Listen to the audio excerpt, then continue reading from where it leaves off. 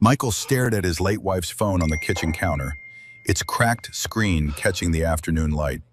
He'd finally worked up the courage to sell it. 18 months after Angelica's death, he needed the closure.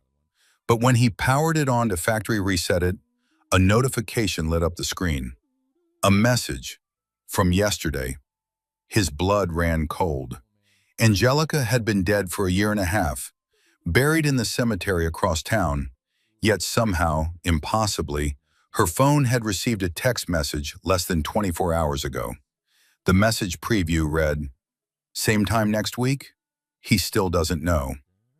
Michael's hands trembled as he unlocked the phone, and what he discovered in those next few minutes would unravel everything he thought he knew about his marriage, his grief, and the woman he'd spent the last 18 months mourning. But before we continue with this beautiful story, please kindly subscribe to this channel and comment where you are watching from, and also share below. What life or relationship challenge are you facing right now? Or what someone you know is going through? Don't forget to like this video as well. All these mean a lot to us. Michael Chen had always considered himself a rational man. At 42, he was a high school physics teacher who believed in observable phenomena and testable hypotheses. Grief, he'd learned, followed no such rules. It crashed over him in waves, unpredictable and merciless, even now, 18 months after the accident that took Angelica from him. The phone felt heavy in his palm. Angelica's phone, rose gold. She'd loved that color. He'd kept it charged all this time, couldn't bring himself to let it die completely. It felt like letting her go twice. He'd finally made the appointment at the phone store for 3 o'clock. The guy had been kind on the phone, said he could get Michael a decent price for it, even with the cracked screen. Angelica had dropped it in the Target parking lot 2 weeks before she died. She'd laughed about it, said it gave the phone character. Michael pressed the power button, watched the screen illuminate. The wallpaper showed the two of them at Lake Tahoe, Angelica's head thrown back in laughter, his arm around her waist. They'd been so happy that weekend. Or had they? That question had started needling him lately, creeping in during the quiet moments. That's when he saw it, the notification badge. One new message. His heart lurched. Probably spam, he told himself, some automated thing. But the preview made his stomach drop. Same time next week? He still doesn't know. Michael sank into the kitchen chair. His hands weren't steady anymore. He knew Angelica's passcode, her birthday backwards. She'd never been secretive about it. Why would she be? They'd trusted each other completely, hadn't they? He typed in the numbers. The phone unlocked. He navigated to messages, found the thread. The contact was saved as Dr. Mitchell. Michael didn't recognize the name. The message history went back 2 years, stopping abruptly a week before Angelica's death. His eyes scanned the messages, and with each one, the kitchen seemed to grow colder. Thursday at 2? The usual place? Perfect, can't wait to see you. He's working late again, we'll have plenty of time. Michael felt like he might vomit. He scrolled faster, his breath coming in short gasps. The messages were sporadic but consistent. Every week, sometimes twice a week, for nearly 6 months before Angelica died. There were no explicit confessions, nothing overtly romantic, but the intimacy in the tone was unmistakable. Last night was incredible. I can't stop thinking about you. Same. This is getting harder to hide, but I don't want to stop. His wife, his Angelica, who'd made him breakfast every Sunday, who'd held his hand during his father's funeral, who'd talked about having a baby soon. That Angelica had been meeting someone, Dr. Mitchell, every Thursday at 2 o'clock. Michael's mind raced back through his memories, trying to place the timeline. Thursday afternoons. She'd said she had a yoga class. He'd never questioned it. Why would he? Angelica wasn't the type to lie, or so he'd thought. He looked at the new message again, the one from yesterday. Someone didn't know Angelica was dead. Someone was still expecting to meet her next week. His phone, his own phone, sat next to Angelica's on the table. He picked it up, opened his contacts, and called the only person who might have answers, Angelica's best friend, Diana. "Michael, hi." Diana's voice was warm, concerned. "How are you holding up?" "Di, I need to ask you something." His voice cracked. "Did Angelica have a doctor named Mitchell?" The silence on the other end stretched too long. "Diana." "Michael, why are you asking me this?" Her tone had shifted, careful now, guarded. "Please, I found messages on her phone from someone called Dr. Mitchell. Were they? Was she?" "Oh, God." Diana's voice dropped to a whisper. "You weren't supposed to find out. Not like this. Not ever, really." The confirmation hit him like a physical blow. "You knew?" "Michael, it's not what you think. It's complicated." "Complicated?" His voice rose. "My dead wife was having an affair, and you knew about it? How is that complicated?" "She wasn't having an affair," Diana said quickly. "Not like that. Dr. Mitchell isn't—" "Michael, where are you right now?" "Home, in the kitchen, looking at messages that prove my wife was lying to me for months." His hands shook so badly he nearly dropped the phone. "Tell me the truth. All of it." Diana took a shaky breath. "Dr. Mitchell is a therapist. Angelica was seeing her for counseling. But Michael, there's more. There's so much more. And I promised Angelica I would never tell you. But she's gone. And you're hurting. And I think you deserve to know what she was dealing with." If you're enjoying this story so far, pause and comment, "I am enjoying this story," below. Michael gripped the phone tighter. What was she dealing with? What didn't she tell me? "Not over the phone. Can I come over? I'm 20 minutes away. I have something I need to show you. Something Angelica left with me before she died." "What? What did she leave?" "Letters," Diana said softly. "She wrote you letters. 4 of them. She made me promise to only give them to you if you ever found out the truth. I never thought you would. I hoped you wouldn't have to carry this." Michael ended the call and stared at Angelica's phone again. He scrolled through more messages with Dr. Mitchell. Appointments, brief check-ins, nothing romantic, nothing sexual. Just consistent, regular contact with a therapist Angelica had hidden from him. But why? They'd always talked about everything, hadn't they? He opened Angelica's photo gallery next, scrolling through thousands of images. Most were normal, pictures of food, sunsets, the two of them together. But then he found a folder labeled Journal, buried in a subfolder within a subfolder. Inside were screenshots of typed notes, entries dated and organized. His cursor hovered over the first one, dated 2 years and 3 months before her death. The preview showed only the first line. "I don't know how to tell Michael that I've been lying to him since the day we met." Michael's vision blurred. He clicked the entry and began to read. "I don't know how to tell Michael that I've been lying to him since the day we met. Not about loving him, that's the most honest thing about me, but about who I was before him, the life I left behind, the people I ran from. He thinks I'm from Portland, that my parents died in a car accident when I was 23, that I was an only child. None of it is true. My real name isn't even Angelica Chen. It's Rebecca Westfield, and I have a sister named Claire who probably still thinks I'm dead." Michael couldn't breathe. The words swam before his eyes. He kept reading. "I came to California to disappear. I had reasons. Good reasons. Reasons I thought justified leaving everything behind and becoming someone new. But meeting Michael changed everything. He made me want to be the person I was pretending to be. Honest, open, free from the past. I started seeing Dr. Mitchell 8 months ago because the weight of these secrets was crushing me. She's helping me figure out how to tell him the truth, how to explain why I lied about everything. I'm terrified he'll leave me when he knows, but I'm more terrified of living this lie forever." Michael sat frozen, the phone clutched in his hands. His wife, his Angelica, had been someone else entirely.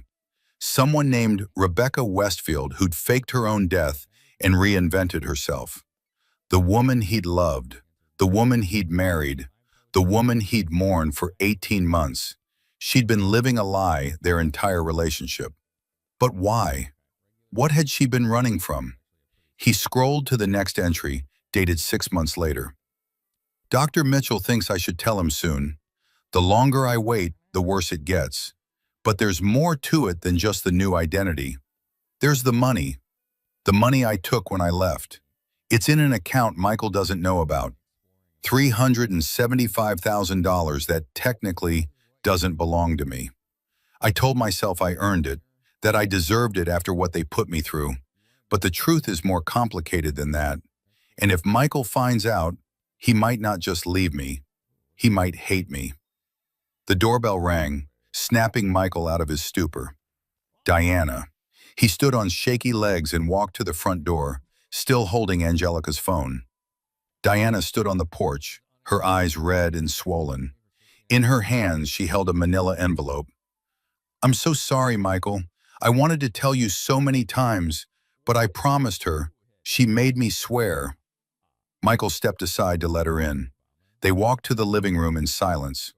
Diana sat on the couch, the envelope on her lap. Michael remained standing, couldn't make himself sit down. "How much did you know?" he asked. "Most of it, not everything. Angelica told me about her past about a year before she died. She was working up the courage to tell you. The therapy was helping her figure out how." "Her name was Rebecca." Diana nodded. "Rebecca Westfield. She grew up in Minnesota, not Portland, and her family didn't die in a car accident. They're very much alive. Or were, as of 2 years ago." "Why did she run? Why did she lie to me?" Diana's eyes filled with tears. "Because she was scared. Her family, Michael, they're not good people. Her father, Charles Westfield, runs a pharmaceutical company. On paper, it's legitimate, but Rebecca discovered he was involved in illegal drug trials, experiments on patients who didn't know what they were agreeing to. People died. She found proof, documented everything, and when she confronted him, he threatened her, told her she'd have an accident if she went to the authorities." Michael felt the floor tilt beneath him. "So she stole money and disappeared." "The money was her inheritance from her grandmother. Technically hers, but her father controlled it. She emptied the account and ran. Changed her name, moved across the country, started over. That's when she met you. And she never told me any of this. She wanted to. God, Michael, she was going to tell you. She had a plan. Dr. Mitchell was helping her prepare. But then the accident happened and—" "What accident?" Michael's voice was sharp. "Tell me about the accident, Diana, because I'm starting to wonder if it really was an accident at all." Diana's face went pale. "What are you saying?" "Angelica, Rebecca, whoever she was, she'd been hiding from dangerous people for years. She had evidence of criminal activity. She stole hundreds of thousands of dollars from her own father. And then one day, her brakes just happened to fail on a steep hill." Michael could hear his voice rising, but he couldn't stop it. "Did you ever question that? Did anyone?" "The police investigated. They said it was mechanical failure. The brake line had corroded. Or it was cut." Michael sank into the chair across from Diana. "Oh God, what if someone found her? What if they killed her?" Diana opened the envelope and pulled out 4 letters, each in a separate sealed envelope with Michael's name written in Angelica's handwriting. "She wrote these over the course of 6 months. The last one is dated 3 days before she died. She was planning to give them to you herself, but she wanted to have them as backup in case she couldn't find the words in person." Michael took the letters with trembling hands. The paper felt impossibly heavy. "There's one more thing," Diana said quietly. "The text you saw on her phone from yesterday. I might know who sent that. Angelica's sister, Claire, knew about the therapy appointments. Angelica had started reaching out to her, very carefully, trying to mend that relationship. They were going to meet. Angelica was going to tell you everything, come clean about her past, and try to reconcile with her family. Or at least with Claire. Her sister doesn't know she's dead? I don't know how to reach her. Angelica kept that information completely separate for safety. But if Claire is still trying to contact her, if she's expecting to meet next week, Michael, this might be your chance to get answers about who Angelica really was, about what really happened to her. Michael looked down at the 4 letters in his hands. Behind him, the late afternoon sun cast long shadows across the living room floor, the same room where he and Angelica had danced on New Year's Eve, where they'd argued about paint colors, where he'd proposed to her on one knee with shaking hands, and she'd said yes through tears of joy. Everything he'd believed about his life had been a carefully constructed illusion. His wife had been someone else. Their entire relationship had been built on lies. And now she was gone, leaving only these letters in a trail of secrets that might lead to the truth, or might lead to danger. He looked up at Diana. "I need to know everything. Read me the letters, all of them, right now." Diana shook her head. "She wanted you to read them alone. They're private, between you and her." "She's dead, Diana. Privacy doesn't—" His voice broke. "I need to understand. I need to know who I was married to." Diana stood, placed her hand on his shoulder. "Then read them. But Michael, be prepared. The truth changes everything. And there's one more thing Angelica wanted you to know. Something she told me to tell you if you ever found out. She loved you more than anything in this world. Everything she did, every lie she told, it was to protect you. She didn't want you caught up in her mess."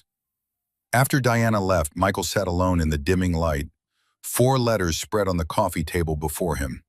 He picked up the first one, postmarked 8 months before Angelica's death, and broke the seal. "My dearest Michael," it began, "if you're reading this, then you know my greatest secret, and I'm so, so sorry." Michael read through the night, each letter unfolding another layer of the woman he thought he knew. By the time dawn broke through the living room windows, he'd read all 4 letters 3 times each, and his understanding of his entire marriage had been shattered and rebuilt into something unrecognizable. The first letter explained how Rebecca Westfield had become Angelica Chen, how at 24 she'd witnessed her father's pharmaceutical company conducting unauthorized drug trials on homeless patients at a facility in Minneapolis, how she'd gathered evidence, lab reports, patient files, internal memos, proving not only the illegal trials, but also that several patients had died and been quietly disposed of, how her father had discovered what she was doing and had calmly explained to her over dinner that accidents happened to people who made poor decisions about family loyalty. She'd run that very night, emptied her trust fund, drove to Chicago, paid cash for everything, and disappeared. A lawyer she'd contacted had helped her obtain new identification documents, legally questionable but technically valid. She'd chosen the name Angelica because it meant princess in Hebrew, and Chen because it was common enough to hide behind. She'd moved to California, gotten a job as a receptionist at a dental office, and tried to become invisible. Then she'd met Michael at a coffee shop. He'd been grading papers at the table next to her. She'd been reading a book on physics, trying to understand the universe through science since nothing else made sense anymore. He'd noticed the book, made a joke about quantum mechanics, and she'd laughed, really laughed, for the first time in 8 months. The second letter detailed their courtship from her perspective, how guilty she'd felt with each lie, how she'd fallen in love despite telling herself she couldn't, shouldn't, wouldn't, how Michael had made her want to be better, be honest, be real, how she'd started seeing Dr. Mitchell to work through the trauma and figure out how to come clean without destroying everything. The third letter was dated 3 months before her death and was different in tone, anxious, urgent. "Someone knows where I am," she'd written. "I don't know how they found me, but I've seen the same car parked across the street 3 times this week. A black sedan with tinted windows. Today I saw it following me to the grocery store. I'm scared, Michael. I'm so scared. I called Claire from a burner phone yesterday. She told me things have gotten worse at home. Father's company is under investigation by the FDA. She thinks he might be getting desperate. I've started keeping copies of my evidence in multiple locations. One with Dr. Mitchell, one in a safety deposit box at the bank on 5th Street, one with Claire. If something happens to me, you need to know this wasn't an accident. I need you to promise me something. If I die suddenly, please contact Agent Angelica Rodriguez at the FBI field office in Minneapolis. Tell her Rebecca Westfield found more evidence. Tell her to look at the safety deposit box. The key is taped behind our wedding photo on the bedroom dresser. And Michael, please don't investigate this yourself. These people are dangerous. Let the professionals handle it. Just stay safe. That's all I want, for you to be safe. Michael's hands had trembled as he'd read that part. He'd walked immediately to the bedroom, pulled down the wedding photo, and found the key exactly where she'd said it would be. It had been there for 18 months, just inches from where he slept every night, and he'd never known. The fourth letter was the shortest, written 3 days before her death. Michael, by the time you read this, I'll have told you everything in person. Or maybe I won't. Maybe I'll lose my courage again. But either way, I need you to know this. Loving you was the most honest thing I ever did. You made me want to be the person I pretended to be. You made me believe I could be redeemed. Whatever happens next, whatever you decide about us, thank you for giving me 3 years of happiness I never thought I deserved. You showed me what it feels like to be truly seen, truly loved, truly safe. Even if it was based on lies, the love was real. That part was always, always real. I love you, Michael Chen. In every life, in every universe, in every version of reality, I would choose you. Now, as morning light filled the room, Michael made a decision. He picked up his phone and called Diana. "Did you sleep?" she asked, answering on the first ring. "No, Diana, I need you to tell me everything you know about Angelica's sister. How can I reach Claire?" "Michael, I don't think that's a good idea. These people are probably responsible for my wife's death. Angelica said someone was following her. She said her father was under investigation. I need to know if her death was really an accident." The police investigated. They said, "The police don't know about any of this, about who she really was, about her family, about the evidence she was hiding. I need to talk to Claire. And I need to talk to that FBI agent Angelica mentioned, Agent Rodriguez." Diana was quiet for a long moment. "If I help you with this, you have to promise me something. Promise you won't do anything dangerous. Promise you'll let the authorities handle it." "I promise." Liar. But Diana sighed. "Okay, I don't have Claire's number, but I know how to reach her. Angelica set up an encrypted email account for them to communicate. It's on her laptop. Do you still have that?" Michael looked at the closed laptop on Angelica's desk, untouched for 18 months. "Yes. The password is the coordinates of where you proposed to her. Numbers only, no spaces. Check the sent folder. There should be messages to an account with just random letters and numbers. That's Claire." After Diana hung up, Michael opened the laptop and typed in the coordinates. 3755194N, 1220459 Lake Tahoe, the place where everything had seemed perfect. The laptop unlocked. He found the encrypted email account exactly where Diana said it would be. The message history showed sporadic communication over 2 years, growing more frequent in the months before Angelica's death. The most recent message from Claire was dated yesterday, the same day as the text message on Angelica's phone. "Rebecca, I'm getting worried. You haven't responded to my last 3 emails. Is everything okay? Father knows we've been in contact. He's been asking questions. I think he might be planning something. Please respond so I know you're safe. We're still on for next week, right?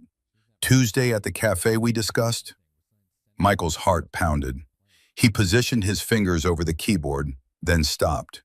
If he responded pretending to be Angelica, he'd be lying, continuing the deception.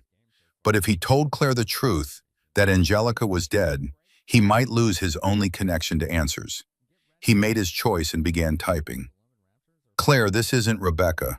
My name is Michael Chen. I was Rebecca's husband. She was living as Angelica Chen when we married.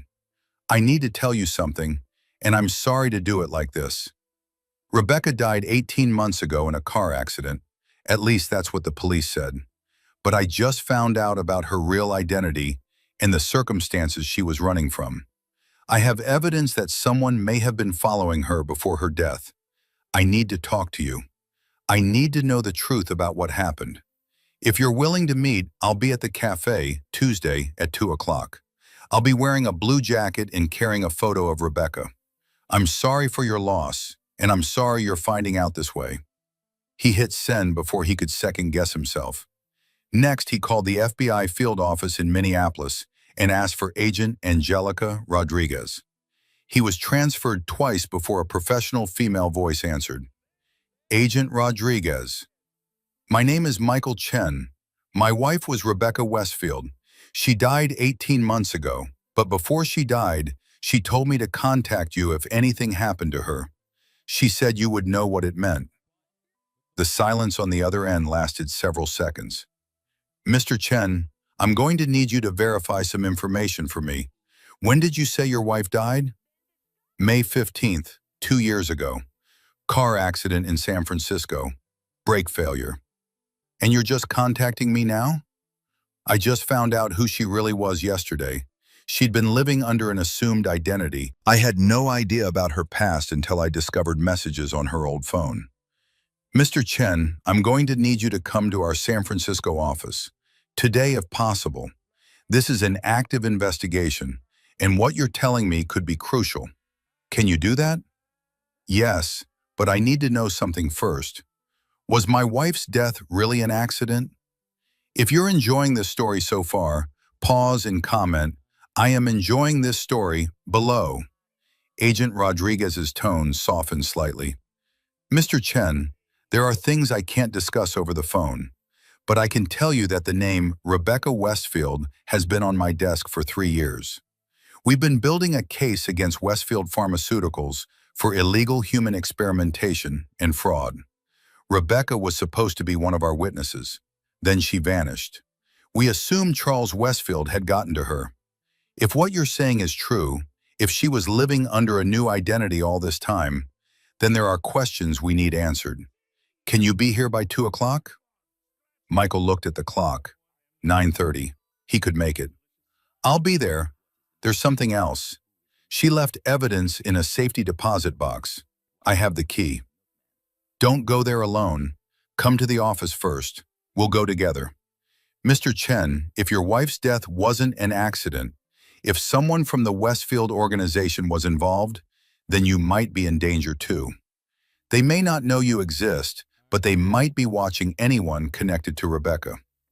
After hanging up, Michael sat back, his mind racing.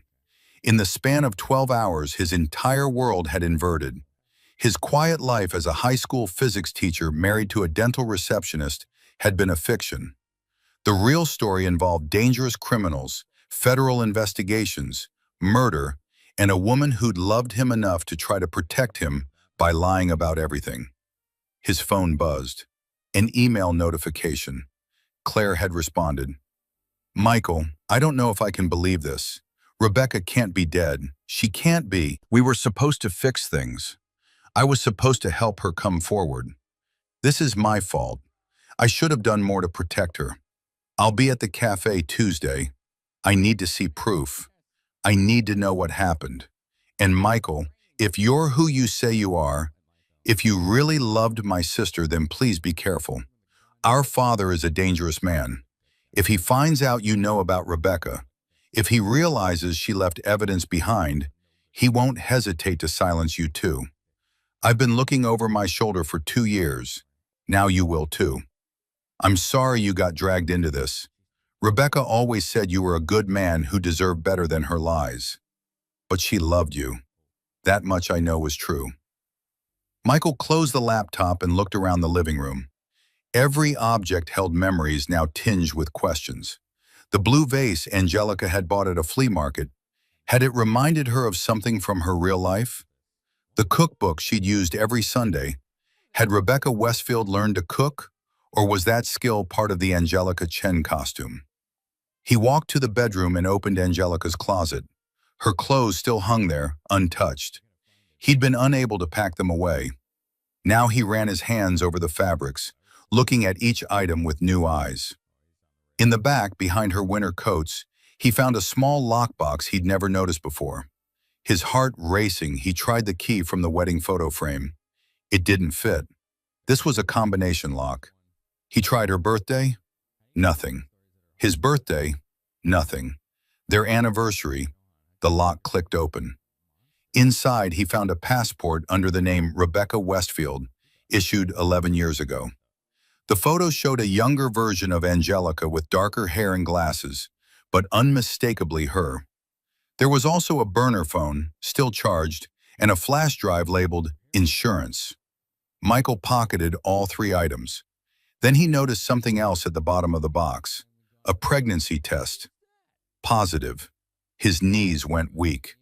He sat on the bed, staring at the test. The date on the box indicated it was from 2 weeks before Angelica died. She'd been pregnant. She'd been pregnant and hadn't told him. Or maybe she had been planning to tell him. Maybe that's why she'd finally decided to come clean about everything. Maybe the baby had been the catalyst for truth. Michael pressed his palms to his eyes, overwhelmed. He'd lost his wife. But he'd also lost a child he'd never known existed. A child who would have been 16 months old now. A child who died with Angelica in that car accident.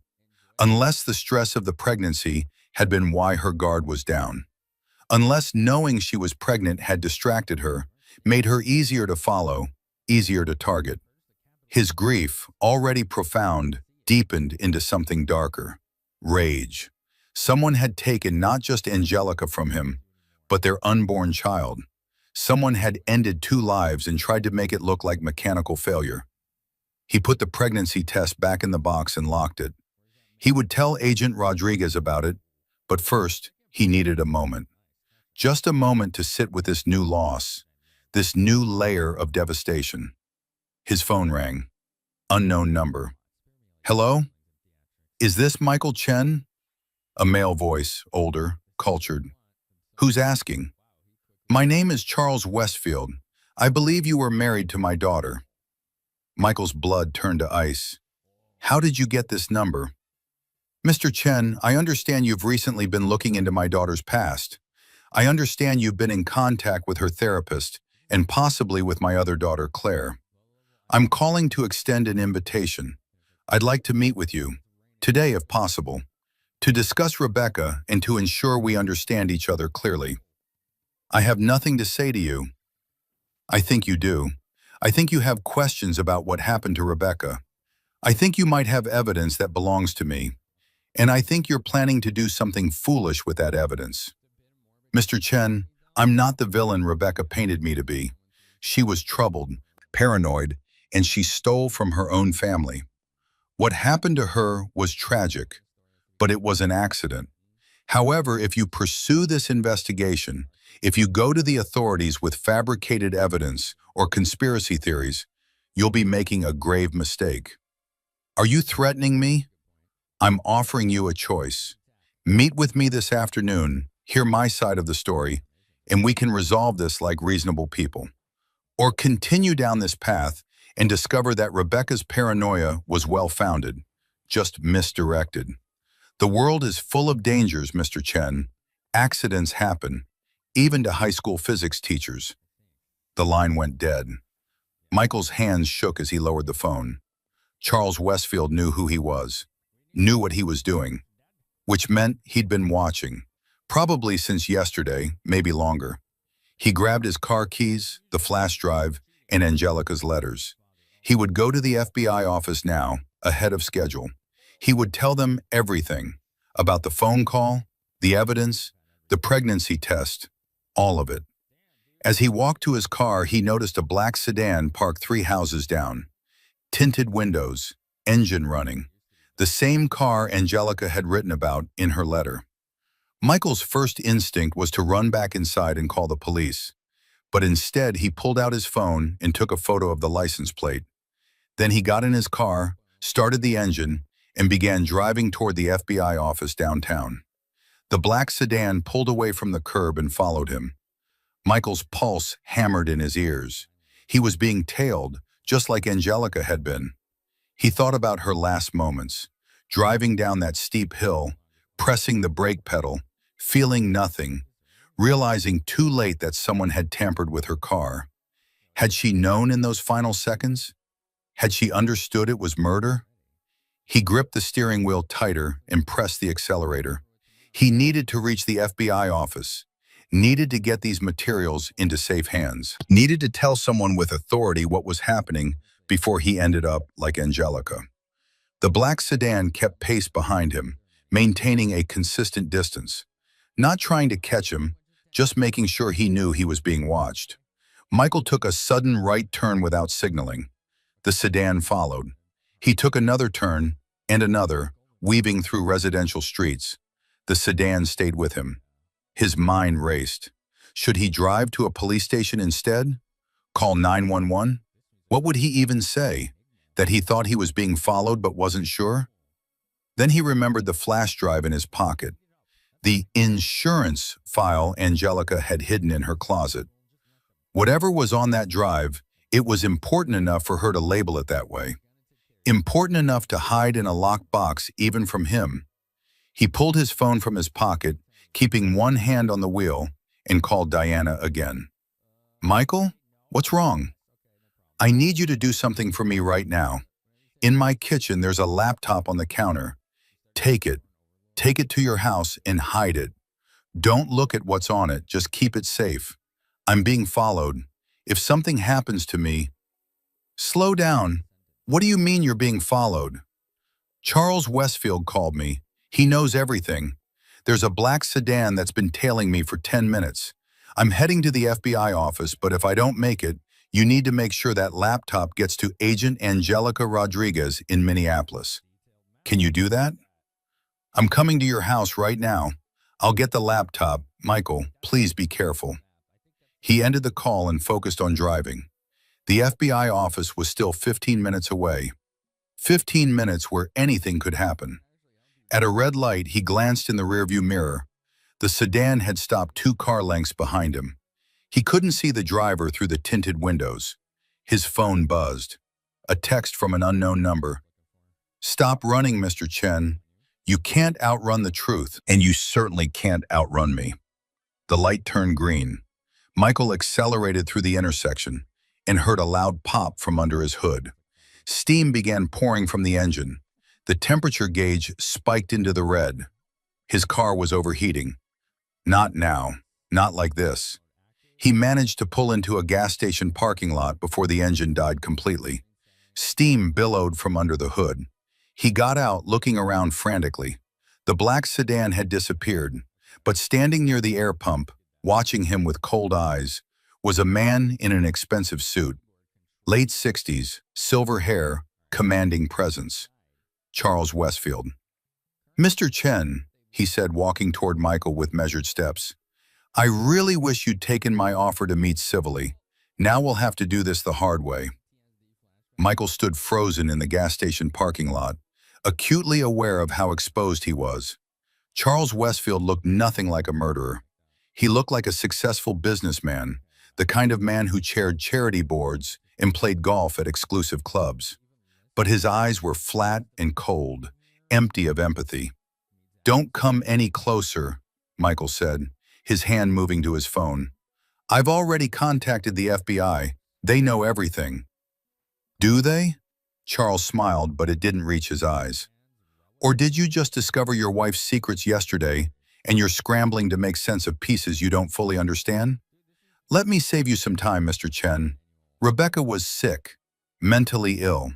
She manufactured evidence against me because she had paranoid delusions. What happened to her was a tragedy, but it was an accident. The police investigated. They found nothing suspicious. Because they didn't know who she really was. They didn't know someone had been following her. Following her? Charles shook his head sadly. More paranoia. Rebecca saw threats everywhere. It's why she ran from her family, why she changed her name, why she died thinking someone was after her. But the only person who was a danger to Rebecca was Rebecca herself. Michael's phone buzzed in his pocket. He wanted desperately to look at it, but he couldn't take his eyes off Charles. "I loved my daughter," Charles continued, stepping closer. "What father wouldn't?" But she was troubled. "And now you're showing the same irrational pattern of behavior, making accusations, running to the authorities with conspiracy theories. It's grief, Mr. Chen. It's making you see connections that don't exist.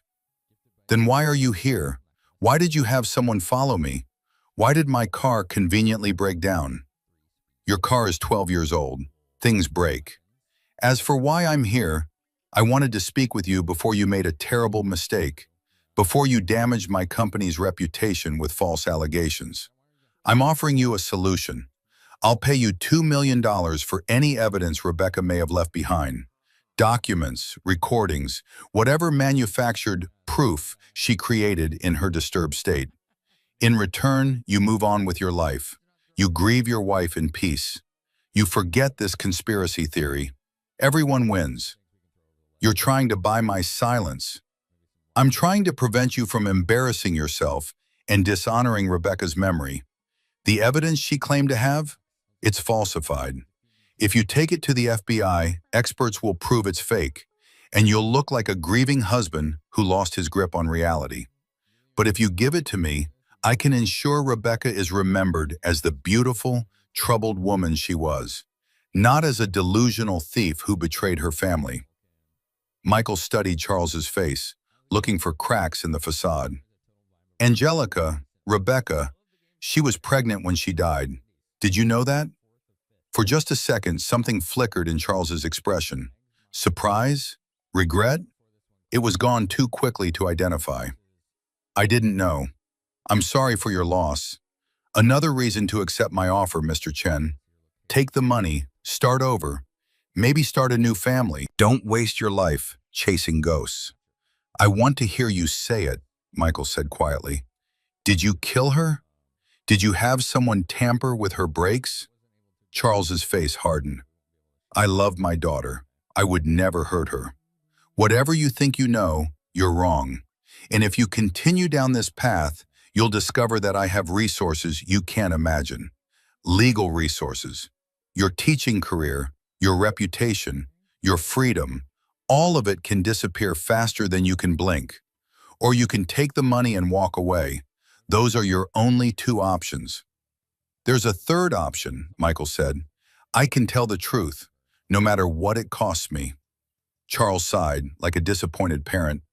"Then you're as foolish as Rebecca was, and just as doomed." He turned and walked away, climbing into a sleek Mercedes parked at the edge of the lot. The car drove away, leaving Michael alone with his steaming, broken-down vehicle. Michael pulled out his phone. 3 texts from Diana. "Got the laptop. I'm hiding it at my sister's house." "Are you okay?" "Michael, answer me." 1 text from Agent Rodriguez. "Mr. Chen, where are you? You were supposed to be here 30 minutes ago." And 1 text from the unknown number. "Final warning, drop this now." Michael called a rideshare and within 20 minutes was sitting in Agent Rodriguez's office at the FBI building. She was younger than he'd expected, maybe late 30s, with sharp eyes that missed nothing. "Tell me everything," she said after closing the door. Michael did. He started with finding the messages on Angelica's phone and ended with his confrontation with Charles Westfield 30 minutes ago. He gave her the flash drive, told her about the safety deposit box, showed her the pregnancy test and Angelica's letters. Agent Rodriguez listened without interrupting, taking notes on a legal pad. When he finished, she leaned back in her chair. "Mr. Chen, I need to be honest with you. The case against Westfield Pharmaceuticals has been difficult to build. Charles Westfield is very careful. He uses intermediaries, destroys evidence, intimidates witnesses. We've been investigating him for 3 years, but everything we have is circumstantial. The evidence Rebecca claimed to have could change that. But I need to know, have you looked at what's on this flash drive?" "No, I found it this morning and came straight here after Westfield confronted me. She plugged the flash drive into her computer. The file directory showed dozens of folders, lab reports, patient files, financial records, internal memos, recorded conversations. Agent Rodriguez opened the first audio file. Charles Westfield's voice filled the room, discussing payment to a hospital administrator for access to vulnerable subjects for drug trials. The recording was date-stamped 4 years ago. She opened a patient file. A homeless man named James Thornton had been enrolled in a trial for an experimental cardiac drug. According to the notes, he died within a week. Cause of death listed as natural causes, but handwritten notes in the margin read, subject showed severe adverse reactions. Protocol violation. Do not report to IRB. File after file showed the same pattern. Unauthorized trials, falsified consent forms, deaths covered up or attributed to other causes. Financial trails showing payments to doctors and administrators who looked the other way. This is it, Agent Rodriguez breathed. This is everything we needed. Mr. Chen, your wife documented everything. She dated it, cross-referenced it, even annotated it with explanations of the legal violations. She wasn't paranoid. She was right. Her father was conducting illegal human experiments, and people were dying. If you're enjoying this story so far, pause and comment, I am enjoying this story, below. So what happens now? Michael asked. Now I get a warrant for Charles Westfield's arrest. We'll raid Westfield Pharmaceuticals, seize their records, interview witnesses. With this evidence, we can build a case that'll put him away for decades. But Mr. Chen, I need you to understand something. You're a witness now. You're part of this case. And that means you're in danger until we have Charles Westfield in custody. He offered me $2 million to give him the evidence and disappear. He was probably planning to kill you as soon as you handed it over. Men like Charles Westfield don't leave loose ends. If he killed Rebecca, and I think he did, he won't hesitate to eliminate anyone else who threatens him. Michael felt the weight of it settling over him. His quiet life was over. Angelica's lies hadn't just been about protecting herself, they'd been about protecting him. By keeping him ignorant, she'd kept him safe. Now that he knew the truth, he was a target. I need to get that safety deposit box opened, Agent Rodriguez said. If there's more evidence in there, we need it secured immediately. Can you take me there now? Yes, but I need to do something first. Angelica's sister, Claire, she's supposed to meet me Tuesday. She doesn't know Angelica's dead. I need to tell her in person. Mr. Chen, I don't think that's wise. Claire Westfield could be... She's not involved. Angelica trusted her. She was helping Angelica plan to come forward. I need to tell her what happened, and I need to understand more about Angelica's life before me. Please. Agent Rodriguez considered this. Okay, but you don't go alone. I'll have agents with you. If Claire is who she says she is, she'll understand the precautions. Tuesday afternoon, Michael sat at a small cafe in Berkeley, wearing the blue jacket he'd promised, with Angelica's photo on the table beside his untouched coffee. 2 FBI agents sat at separate tables, pretending to read newspapers, but watching everything. At 2 o'clock exactly, a woman entered the cafe. She looked eerily like Angelica, same bone structure, same eyes, but with lighter hair and more delicate features. She spotted Michael immediately, her gaze going to the photo on his table. Her face crumpled. It's true, she whispered, sliding into the seat across from him. She's really gone. I'm sorry, Michael said. I'm so sorry you had to find out this way. Claire picked up the photo with shaking hands. This is from your wedding. She sent me a picture, but not this one. She looks so happy. Was she? Was she really happy? Yes, Michael said, and he meant it. Whatever lies Angelica had told, the happiness had been real. She loved me. I know that now. And she loved you. She was planning to reconcile with you, to tell me the truth, to fix everything. And then Father killed her. Claire's voice was flat, certain. We think so. The FBI is building a case. I gave them evidence Angelica collected. They're going to arrest him. Claire's eyes widened. Do they have enough? Father is careful. He's always so careful. They have recordings, documents, patient files, everything Angelica gathered over years. She documented it all. For the first time, Claire smiled, a bitter, satisfied smile. She was always smarter than Father gave her credit for. He thought he could scare her into silence, but instead, she outsmarted him. She got out, gathered evidence, and even in death, she's going to bring him down. That's justice. Tell me about her, Michael said. Tell me who she was before she became Angelica. I need to understand. Claire talked for an hour, painting a picture of Rebecca Westfield that was both familiar and foreign. Rebecca had been passionate about justice, even as a child.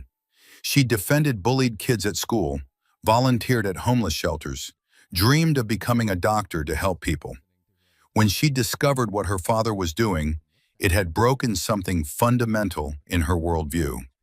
She couldn't live with the knowledge, Claire said. Couldn't wake up every day in the house where he slept, eating food bought with blood money. She told me she felt like she was suffocating. When she ran, I understood. I was angry she didn't take me with her, but I understood. Why didn't you go with her? Someone had to stay, to watch Father, to gather information, to be ready when the time came. Rebecca was the brave one who escaped. I was the coward who stayed behind and documented everything. We were a team, even across the distance. Michael felt a surge of respect for this woman who'd spent years living in the enemy's house, quietly collecting evidence against her own father. You're not a coward, you're a survivor. We both are, Claire said. Rebecca survived by becoming someone else. I survived by pretending I didn't know what he was doing. But Michael, there's something I need to tell you. Something Rebecca wanted you to know, but never got the chance to say. Michael leaned forward, heart pounding. The pregnancy, Claire said softly. She knew about it 2 weeks before she died. She'd been planning to tell you that weekend. She'd made a reservation at a nice restaurant, had the ultrasound picture in her purse. She was going to tell you everything, about her real identity, about Father, about the baby, all of it. She wanted to start fresh, build a real life with you based on truth. Tears blurred Michael's vision. She never got the chance. No, because Father found out she was planning to talk. I don't know how. Maybe he had someone watching her therapist, or maybe he'd been monitoring her communications more closely than we realized. But 3 days before your dinner reservation, her brakes failed on that hill. The police ruled it mechanical failure, but I knew. I knew Father had killed her, and I couldn't prove it. I couldn't save her. Claire wiped her own tears away. But now we can get justice. Now the evidence she gathered will do what she couldn't do in life. It'll stop him. Agent Rodriguez appeared at their table. I'm sorry to interrupt, but I just got word. We have the warrant. They're raiding Westfield Pharmaceuticals right now. Mr. Chen, Ms. Westfield, I need you both to come with me. There's been a development. They followed her to a black SUV outside. Agent Rodriguez's phone buzzed constantly as they drove to the FBI office. Her expression grew grimmer with each message.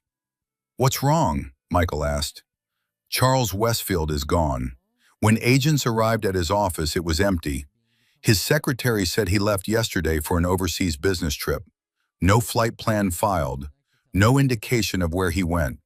His passport shows he boarded a private plane to the Cayman Islands. But from there, the trail goes cold. He knew we were coming. Michael felt sick. Someone tipped him off. We have a leak, or he was monitoring you more closely than we thought. Either way, he's disappeared. We've seized his company's files, frozen his domestic assets, issued an international warrant. But men like Charles Westfield have resources offshore. He could hide for years. What about everyone else involved? Claire asked. The doctors who conducted the trials, the administrators who covered it up. We're rounding them up now. They'll face charges. But without Charles, the case is weaker. He was the architect. Everyone else was just following orders, and they'll all claim they didn't know the full extent of what was happening. They spent the next 3 hours at the FBI office, giving detailed statements. Michael turned over the contents of the safety deposit box. More evidence, more recordings, more proof of Charles Westfield's crimes. It was overwhelming and damning, and still, somehow, not enough to find the man himself. As the sun set, Agent Rodriguez walked Michael and Claire to the exit. "I know this isn't the resolution you wanted, but we will find him. International fugitives almost always make mistakes, and when we do catch him, he'll spend the rest of his life in prison. I promise you that." Outside, Claire turned to Michael. "What will you do now?" "I don't know. Go back to teaching, I suppose. Try to figure out who I am now that everything I thought I knew is different. Rebecca would want you to be happy. She told me that once. She said the only thing that made her sacrifices worthwhile was knowing that you were safe and happy. I can't be happy knowing he's out there, knowing he killed her and got away with it." Claire squeezed his hand. "He didn't get away with it. He lost his company, his reputation, his life in America. He's a fugitive living in fear, looking over his shoulder forever. That's not getting away with it. That's its own kind of prison." Over the following weeks, Michael tried to return to normal life. He went back to work, taught his classes, graded papers, but everything felt hollow. Every night he reread Angelica's letters, trying to understand the woman who'd loved him enough to lie, to protect, to sacrifice. The media ran stories about the Westfield pharmaceutical scandal. Patients who'd suffered in the illegal trials came forward. Families of those who died demanded justice. The company collapsed, its stock worthless, its facilities seized. But Charles Westfield remained missing.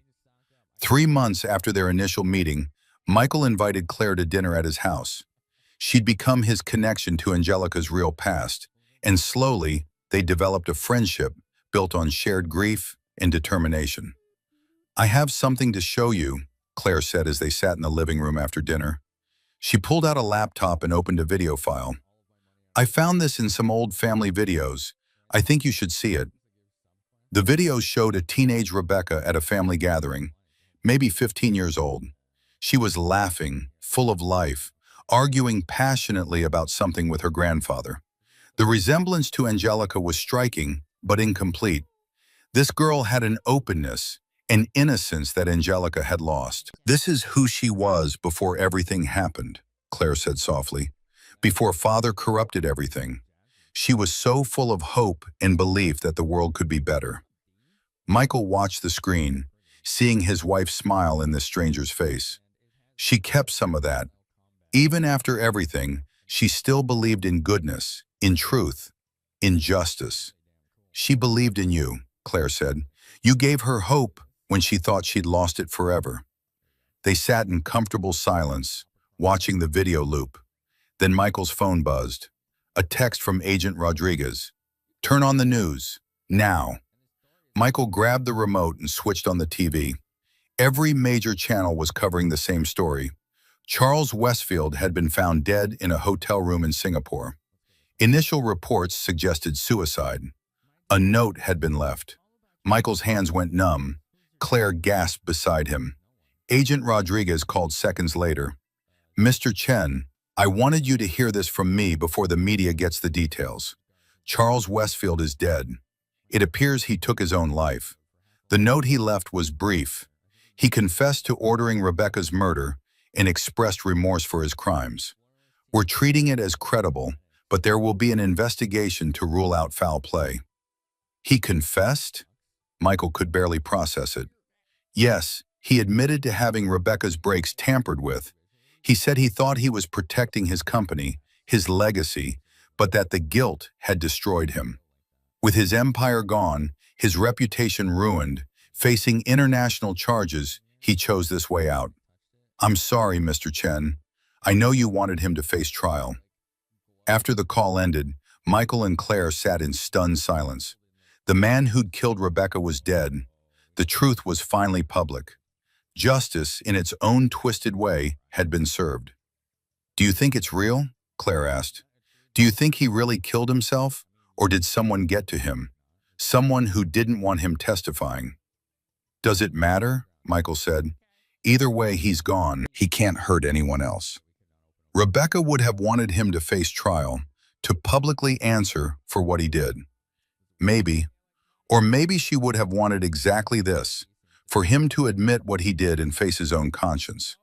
We'll never know. In the weeks that followed, Michael found himself thinking differently about Angelica's lies. She'd created a false identity to survive, yes, but in doing so, she'd created something real. A love that had transcended the deception. She'd been Rebecca Westfield, damaged and running, and she'd been Angelica Chen, hopeful and healing. Both versions had loved him. Both versions had been real.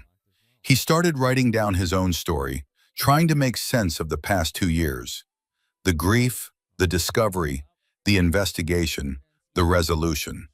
Writing became therapy, a way to process the impossible reality he'd lived through. 6 months after Charles Westfield's death, Michael received a package from a law firm. Inside was a letter from Angelica's lawyer, the one who'd helped her create her new identity years ago.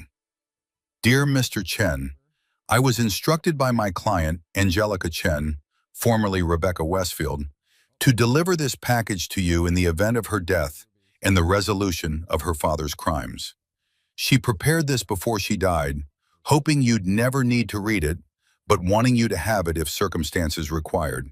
Inside, you'll find the full truth of her life, in her own words, along with something she wanted you to have."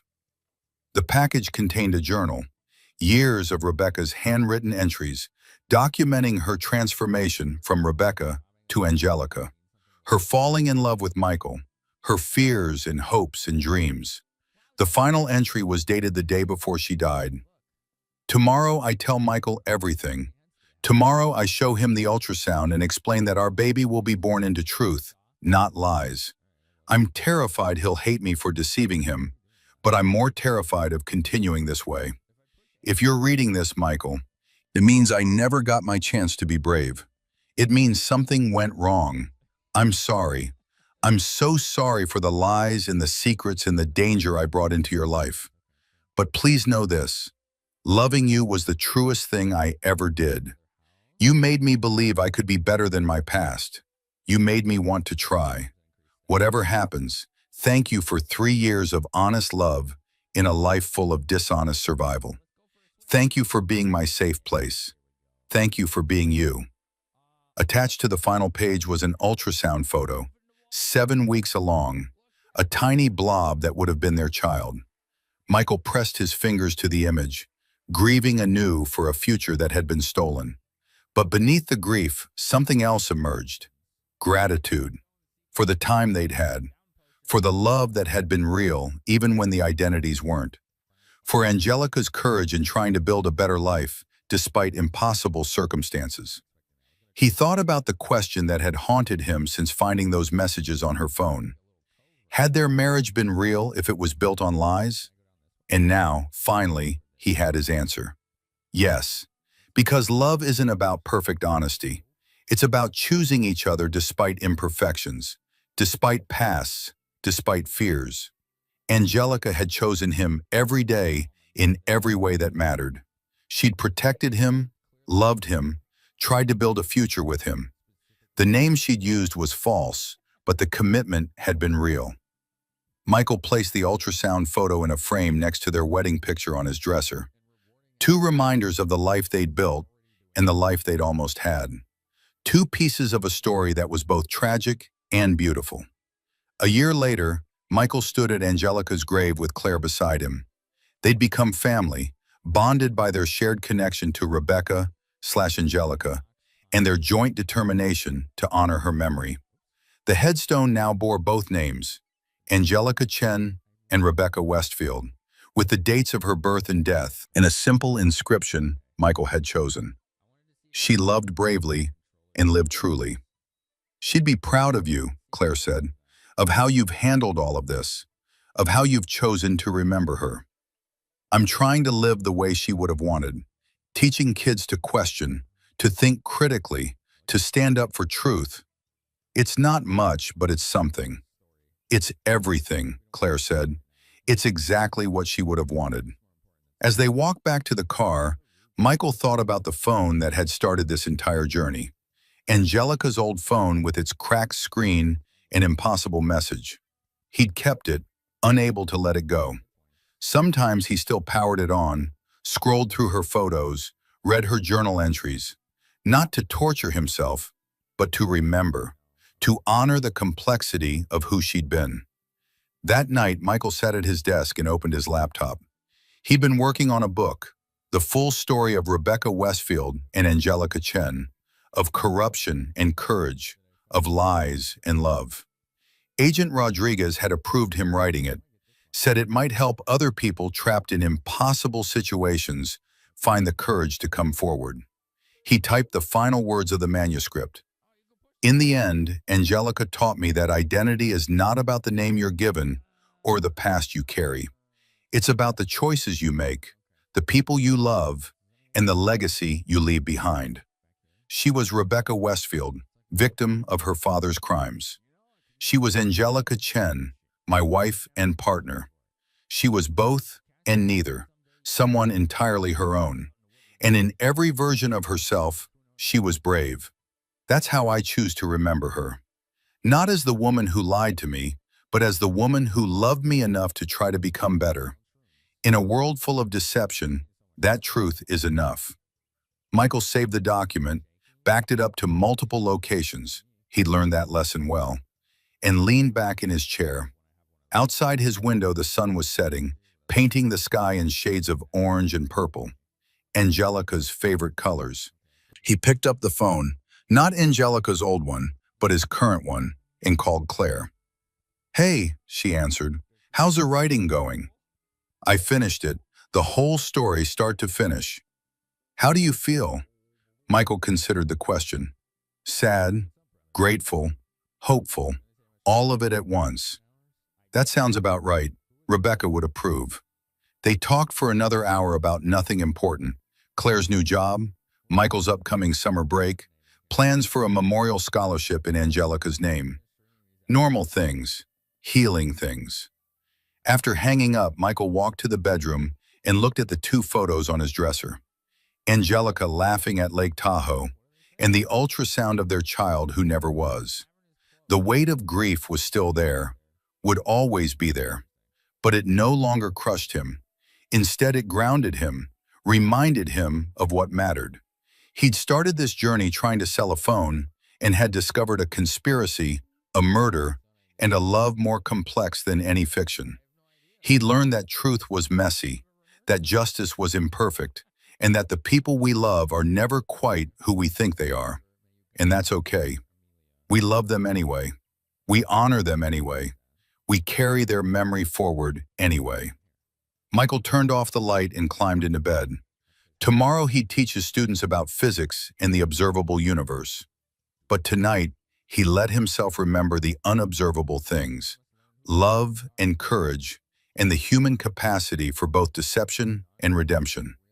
Those forces, he'd learned, were more powerful than gravity, more complex than quantum mechanics, more real than anything his scientific training had prepared him for.